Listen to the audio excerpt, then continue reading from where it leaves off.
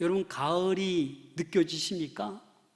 지금 아침 저녁으로 가을이 살짝 우리에게 웃음 짓고 있습니다. 낮에도 하늘을 보면 벌써 가을이 온 것 같습니다. 이 하반기 9월 달부터 연말까지 우리가 오늘 이 말씀을 통해서 우리 인생의 로드맵이 무엇인지, 어떻게 우리가 믿음의 길을 걸어가야 되는지 이 오늘 야고보서 말씀을 통해서 여러분들의 로드맵을 다시 한번 재점검할 수 있기를 소망합니다. 그러기 위해서는 먼저 말하고 있는 것이 성내는 것, 말하는 것을 더디하라고 합니다. 왜냐하면 20절 말씀을 같이 보겠습니다. 20절입니다. 시작. 사람이 성내는 것이 하나님의 의를 이루지 못함이라. 사람이 성내는 것, 하나님의 의를 이루지 못하는 거예요. 그래서 말하는 것도 더디하고 성내는 것도 더디하라라고 말씀하고 있는 것입니다. 21절 말씀 같이 읽겠습니다. 시작. 그러므로 모든 더러운 것과 넘치는 악을 버리고 너희 영혼을 능히 구원할 바 마음이 씹어진 마음을 온유함으로 받으라. 여러분, 21절에서도 더러운 것, 넘치는 악이라고 표현하고 있는 거예요. 다시 말해서 이 성내는 말, 더러운 말, 악한 말은 어떻게 해야 된다고요? 다 내어 버려야 된다라는 거예요. 일단 그 안에 있는 이러한 것들을 다 버려야 그 다음 어떻게 해요? 받을 수가 있는데 무엇을 받으라는 겁니까? 온유함, 말씀을 온유함으로 받아야 된다라고 말씀하고 있습니다. 그러면 온유함으로 말씀을 받는다라는 것이 무엇일까요? 그냥 말씀 받으면 되지 왜 온유함으로 말씀을 받으라라고 말하고 있는 걸까요? 이 온유함이라는 단어가 프라우테스라는 헬라어를 사용하는데 어떤 의미가 있냐면 사나운 짐승을 길들인 상태. 그럼 어떤 상태인지 알겠죠? 여러분, 사자가 사납습니까? 안 사납습니까? 사납지요. 그런데 여러분, 혹시 길들인 사자를 보셨습니까? 어떤 사육사가 사자와 껴안습니다. 막 뒹굴니다. 사자가 절대 물지 않아요. 그건 왜 그런 겁니까? 사자가 길들여진 상태이기 때문입니다. 그게 바로 온유함이라는 거예요. 우리 마음에 심어진 말씀이 영혼을 능히 구원할 것이라고 말씀하고 있습니다. 이게 바로 복음입니다. 복음은 우리 안에 들어와서 그 영혼을 구원케 하는 능력이 있습니다. 말씀을 받은 사람은 반드시 변화가 일어납니다. 가장 빠른 변화가 무엇인지 아십니까? 이 말에 벌써 변화가 생깁니다. 말하는 것이 달라져요. 그 더러운 말, 악한 말, 성내는 말이 사라집니다. 사실 말하는 것만 잘 보아도 이분이 어떠한 신앙생활을 하고 있구나라는 것을 조금은 느낄 수 있습니다.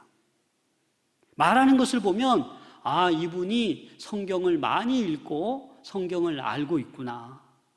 이분이 기도를 많이 하는 분이구나. 이분이 믿음 생활을 잘하고 있구나 라는 것을 그 말만 들어보아도 조금은 알 수 있다는 거예요.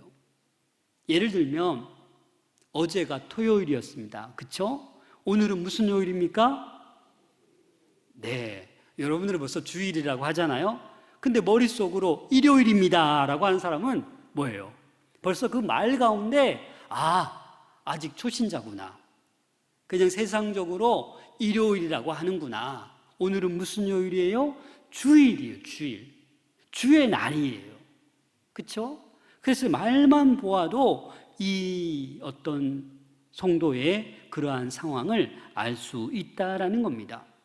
히브리서 4장 12절 말씀입니다. 같이 한번 읽어보겠습니다. 히브리서 4장 12절입니다. 시작. 하나님의 말씀은 살아있고 활력이 있어 좌우에 날선 어떤 검보다도 예리하여 혼과 영과 및 관절과 골수를 찔러 쪼개기까지 하며 또 마음의 생각과 뜻을 판단하나니. 여러분, 하나님의 말씀은 살아 있습니다. 활력이 있고 어떤 검보다도 예리하여 혼과 영과 및 관절과 골수를 찔러 쪼개기까지 하는 것이 하나님의 말씀입니다. 그래서 이 말씀이 우리가 받아들이기만 하면 우리 안에 능력이 나타나게 되어 있는 거예요. 그런데 온유함으로 받지 못하는 곳에 문제가 있다는 거예요. 그래서 이 말씀을 온유함으로 받기 위해서는 먼저 선행되어야 될 것이 무엇입니까? 이 더러운 것, 넘치는 악을 내버려야 된다는 거예요. 그러한 것들을 내버린 다음에 이 하나님의 말씀을 온유함으로 받을 수 있다는 겁니다.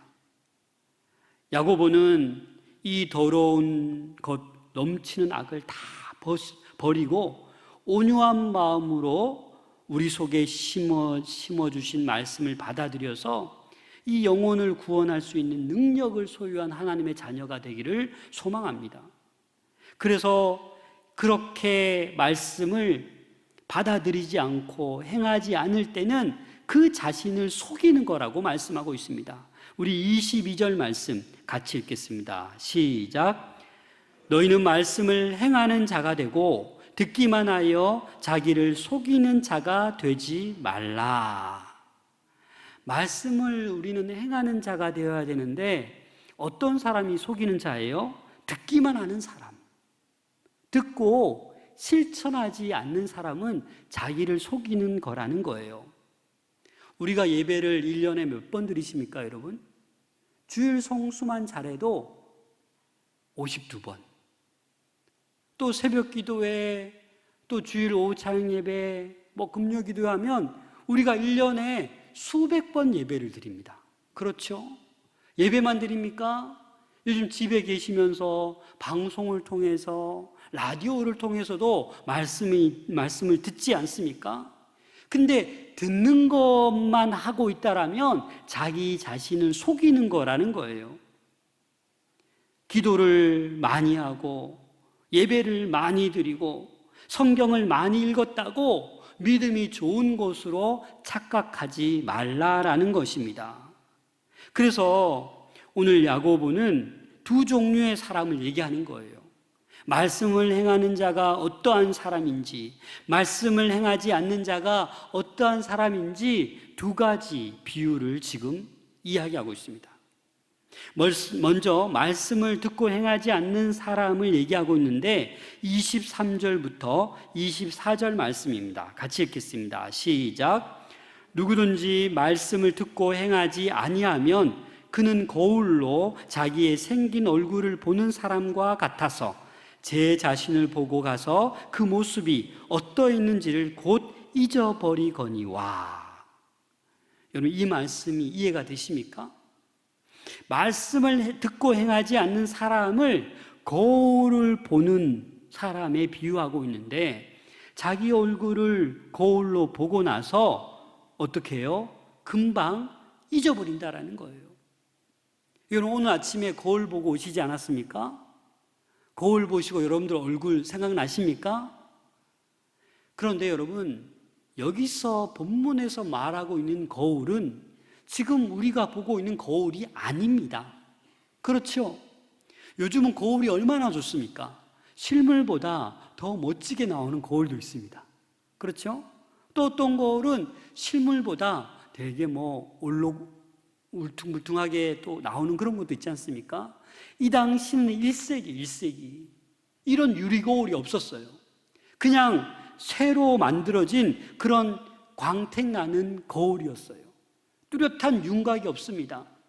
정말 세미하게 얼굴에 점이 있는지 볼 수 없는 그러한 흐릿한 그러한 거울이다라는 겁니다. 그런 거울을 보고 돌아서서 정확히 보지도 않았기 때문에 어떻게 해요? 잘 기억나지 않고 잊어버린다라는 말씀입니다. 말씀을 들을 때는 이게 옳은 말씀이구나, 이게 그런 말씀이구나 라고 깨닫지만 돌아서서 조금만 지나면 그 말씀을 곧 잊어버리게 된다라는 겁니다. 이러한 사람이 말씀을 듣기만 하고 행하지 않는 자라고 야고보가 지금 말하고 있습니다. 그러면 듣는 사람은, 듣고 행하는 사람은 어떤 사람입니까? 우리 25절 말씀 같이 읽겠습니다. 시작. 자유롭게 하는 온전한 율법을 들여다보고 있는 자는 듣고 잊어버리는 자가 아니요 실천하는 자니 이 사람은 그 행하는 일에 복을 받으리라. 아멘. 어떤 사람이 말씀을 듣고 행하는 자예요? 율법을 들여다보고 있는 자라고 말씀하고 있습니다. 이 들여다보고라는 말이 어떤 의미냐면 몸을 굽혀서 들여다보는 거예요. 주의 깊게 들여다보는 거예요. 그래서 오늘 이 말씀을 공동 번역에는 뭐라고 얘기하고 있냐면 율법을 잘 살피고 꾸준히 지켜나가는 사람, 그 사람이 율법을 들여다보고 있는 사람인 거예요. 여러분, 율법을 잘 살피고 꾸준히 지켜나가고 있습니까? 하나님의 말씀을 듣고 온유함으로 받아서 그 말씀을 꾸준히 지켜가고 힘쓰고 있습니까? 그 사람이 바로 말씀을 행하는 자다라는 거예요. 말씀을 그냥 듣고 예배 시간에 설교 말씀을 듣고 그냥 성전 문지방만 나가면 말씀을 다 잊어버리고 내 가치관, 내 생각대로 살아가는 것은 자기를 속이는 거예요. 말씀을 행하는 자가 아니다라고 말씀하고 있습니다. 말씀을 행하는 자에게는 25절 하반절에 보면 이 사람은 그 행하는 일에 복을 받으리라. 여러분, 말씀을 행할 때 하나님께서 우리 삶 가운데 복을 주시는 줄로 믿습니다.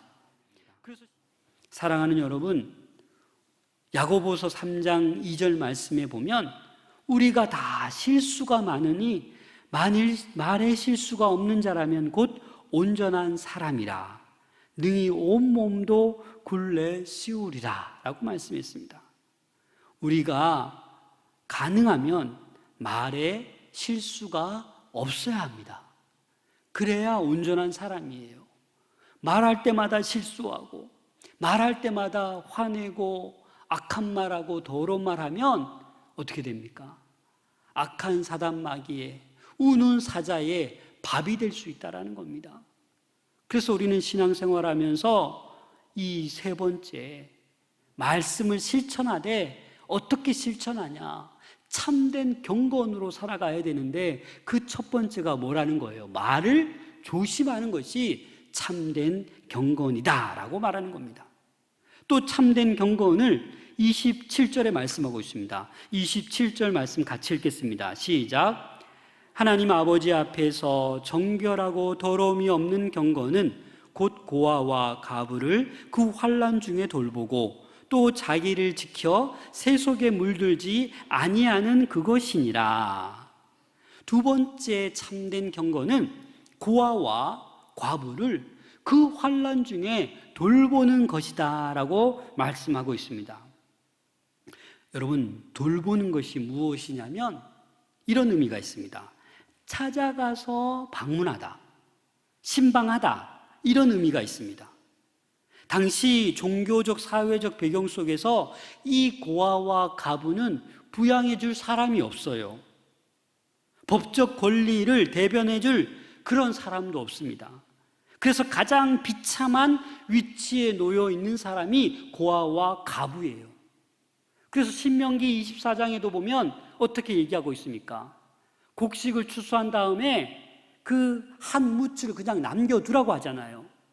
포도를 수확한 다음에 좀 요거 덜 익었는데 다음에 와서 다시 따가야지 하지 말고 그냥 남겨두라라고 하잖아요. 왜요? 객과 고아와 과부를 위해서 남겨두라라는 겁니다. 사랑하는 여러분, 이 코로나 시기에 저도 기도하는 가운데 우리 성도들 얼마나 힘들까 사업하면서 빨리 찾아가 봐야지. 그래서 이제 이번 주부터 우리 목사님들과 교구별로 나눠서 찾아가려고 합니다. 왜요? 그냥 힘드신데 기도해 드리려고, 위로해 드리려고 찾아가는 것입니다.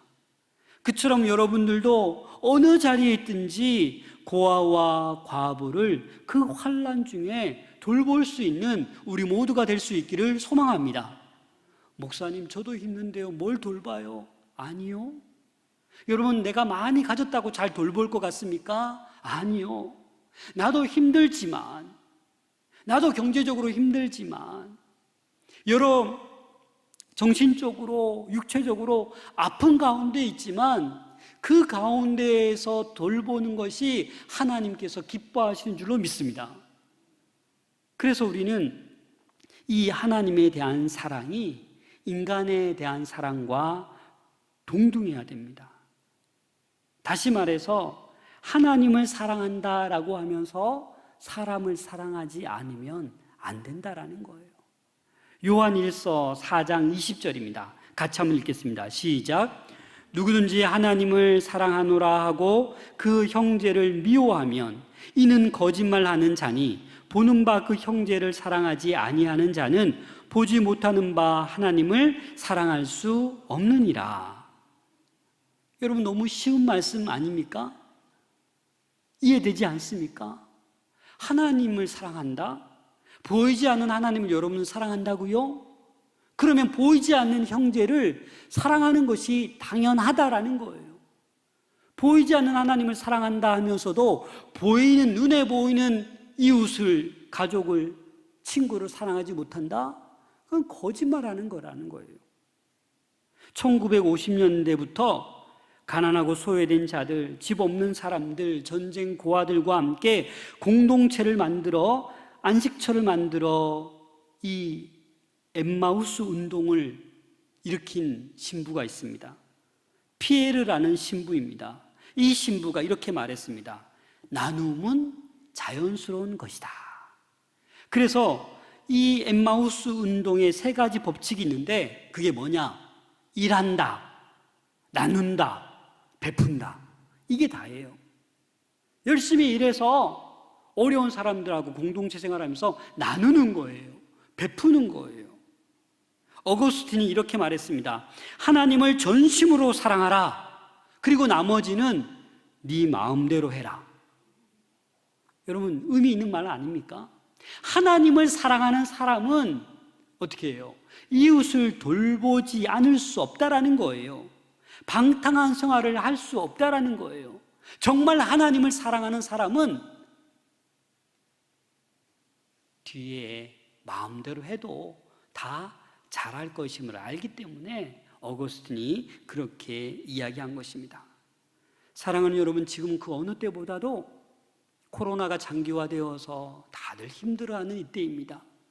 이럴 때일수록 시간을 내어서 몸으로, 힘으로, 물질로 나보다 더 어려워하고 힘들어하는 이들에게 사랑을 베풀 수 있기를 소망합니다. 특히 여러분들이 품고 있는 전도 대상자를 향해서 마음으로, 시간으로, 기도로, 말로 위로하고 축복할 수 있는 여러분들 될 수 있기를 소망합니다. 참된 경건 3번째는 새 속에 물들지 않도록 자기를 지키라는 것입니다. 이 세속, 코스무라는 단어는 죄악된 본성 그대로 살아가는 거예요. 세속 사상, 세속적인 가치관, 비도덕적인 삶으로 살아가는 거예요. 저와 여러분들은 새로운 피조물이 되었습니다. 그렇죠? 그래서 우리는 세속에 물들지 않아야 되는데 이 세상이 너무나도 어둡다 보니까 교회에 와서는 말씀대로 행동하고 말하는 것 같은데 이 예배당만 벗어나면 세상적인 가치관으로, 세상적인 말로, 세상적인 것들로 거기에 물들어서 우리가 살아가고 있지는 않은지 살펴보아야 된다라는 겁니다. 로마서 12장 2절 말씀입니다. 너희는 이 세대를 본받지 말고 오직 마음을 새롭게 함으로 변화를 받아 하나님의 선하시고 기뻐하시고 온전하신 뜻이 무엇인지 분별하도록 하라. 하나님의 말씀입니다. 우리는 이 세대를 본받지 말아야 됩니다. 마음을 날마다 새롭게 하면서 하나님의 선하시고 기뻐하시고 온전하신 뜻이 무엇인지 날마다 분별해야 되는 줄로 믿습니다. 지금 다음 세대 너무나도 심각합니다.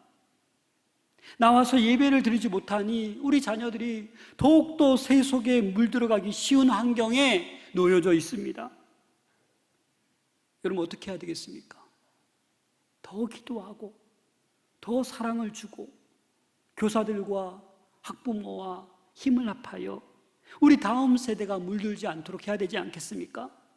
우리 사랑하는 성도들이, 믿음이 아직 연약한 자들이 세속에 더 물들지 않도록 그 연약한 성도들을 위해서 찾아가고 위로하고 격려하고 그렇게 해줘야 되지 않겠습니까?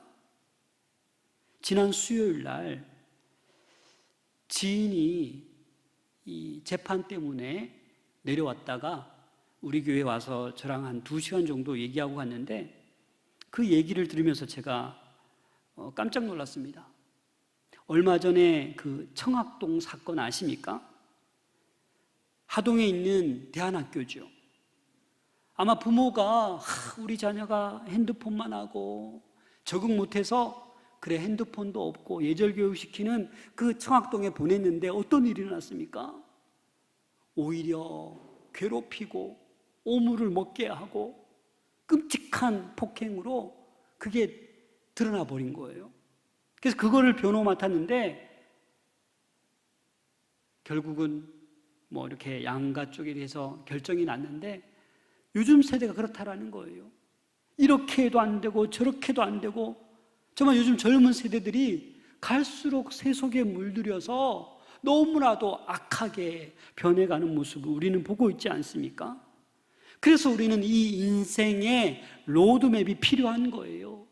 말씀을 받아들이고 그 말씀을 실천하고, 그냥 실천하는 것이 아니라 참된 경건의 삶을 살아야 된다는 거예요. 그 참된 경건의 삶이 말을 조심해야 되고 또 고아와 가부, 이웃을 돌보아야 된다는 겁니다. 마지막으로 세속에 물들지 않도록 우리는 애써야 된다는 겁니다. 이러한 인생의 로드맵을 가지고 있을 때 우리는 흔들리지 않을 줄로 믿습니다. 주님 임하실 그날까지 우리는 다른 길로 가지 않고 행복한 신앙생활을 마음껏 누리며 복받는 인생으로 살아가게 될 줄로 믿습니다. 그래서 오늘 야고보가 말하는 이 로드맵을 기억할 수 있기를 소망합니다. 이 안내 지도를 잘 받아들이고 이 말씀대로 실천할 수 있기를 소망합니다. 그 야고보 시대와 지금 무슨 차이가 있겠습니까? 오늘날도 사람들의 말이 정말 악합니다. 끔찍해요. 사랑의 말보다 모함하고 비방하는 말을 얼마나 많이 하고 있습니까? 지금도 고아와 가부가 얼마나 많습니까? 아프가니스탄, 미얀마, 아프리카, 우리나라, 북녘 땅 곳곳에 정말 돌보아야 될 영혼들이 얼마나 많습니까? 우리 양덕동에도 얼마나 많습니까? 그래서 그 고아와 가부를 돌봐야 된다는 겁니다. 그리고 우리 자신이 세속에 물들어 가지 않도록 그렇게 살아갈 때 참된 경건, 하나님의 말씀대로 살아가는 우리 모두가 될 줄로 믿습니다.